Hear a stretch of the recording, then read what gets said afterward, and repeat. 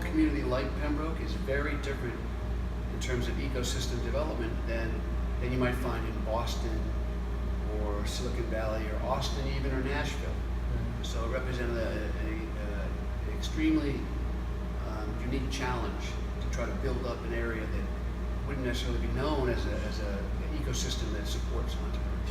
Yeah, definitely. And I know this area in particular, we've gotten a lot of representation and a lot of known things have been said about Pembroke in the past, some being good, some being bad.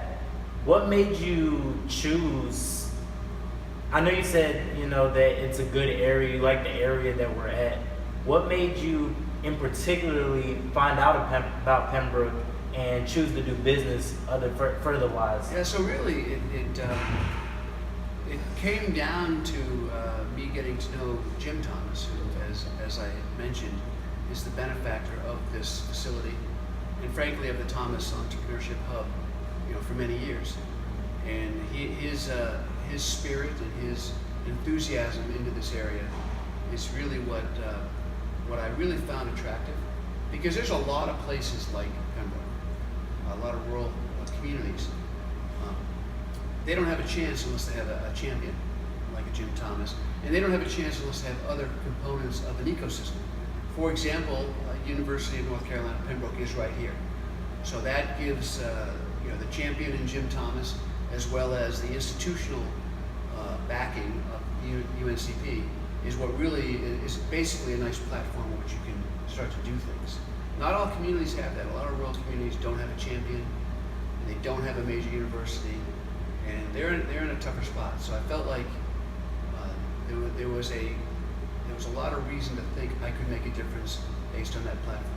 Yeah, definitely. And that's what a lot of people here, they really strive for excellence, and they really want to make an impact on those who are lower fortunate, and they want to just do their best to be able to help people, not only in succeeding in business, but just creating jobs in general that will help out the overall economy in North Carolina. So that's really amazing. So how about we just take it back just a little bit further? So describe to me the first time when you started a business. What was it like? What did you feel? What was your first idea? Where did your first inspiration come from? So I worked after college, after undergraduate college at Cornell University.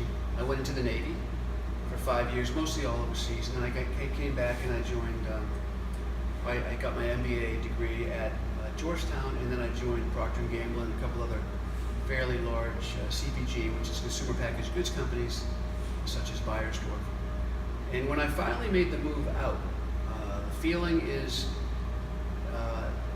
there's a lot of feelings when you start a business. One of them is certainly terror. I mean, certainly you're nervous, because I had a family, I had kids, and they were growing, they were in middle schools. They were going to be going into college. There were some expenses there, so I had obligations that I took seriously.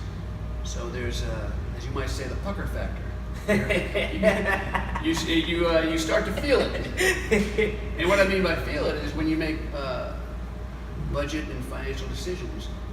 Do you invest more in your kids' college education, or you take that money and put it into your business? Mm. And then it's a matter of the kind of payback you're going to get, the kind of reward you're going to get, the kind of risk you're taking. And you don't do it alone. You do it as a family unit, so you're not just a one-man show. So you have to consider that. So I would think that you do get nervous. The other thing I felt confident that I had a good business idea, and I did have a good business idea. And we ended up getting distribution at Walmart very quickly, within 3 months of me starting this business. So with that, we had a large customer. So another feeling I had was I need to make this successful. So now you're dealing with funding issues. You're dealing with supply chain issues, product issues. How do you get the product made? How do you get it shipped over? How do you get it distributed? How do you track it? How do you get into a system like Walmart with their EDI system, their electronics? How do you do all of that? I mean, there's a lot of things to do with the business to get it up and running. So you feel busy, and you feel a little bit overwhelmed. And I felt all of those. But in the end, no question, not only because we were successful, but there's no question there's a strong sense of accomplishment if you can pull it off. And we were able to ship in the first year to Walmart, made all of our hurdles, got paid, financed it, order, shipping, and billing, the basics of a business. We did all that, and that's at the end a very, very, very satisfying feeling. That's good. That's good. Now, I like what you said about the pucker feeling, because I know for a lot of business people and entrepreneurs, they have to make that choice. Most people, they say the opportunity cost. Like, what's the opportunity cost? Yeah. Investing in my kids' education or investing in my business? Yeah. And that's a really tough decision for a lot of people, especially when their bank account it's hit or miss. It's like almost like you're gambling with your money to see which one will pay out the best. So I know for a lot of people, especially after trying businesses and failing businesses, people start to get really discouraged, and people tend to lose their motivation on what their purpose is and what they originally started. They want to figure out how can they make it better. So what has been your biggest motivation and biggest inspiration going from when you felt like you wanted to quit all the way to your biggest success? Well, you have to ask yourself, if you're going to start a business, why would you do that?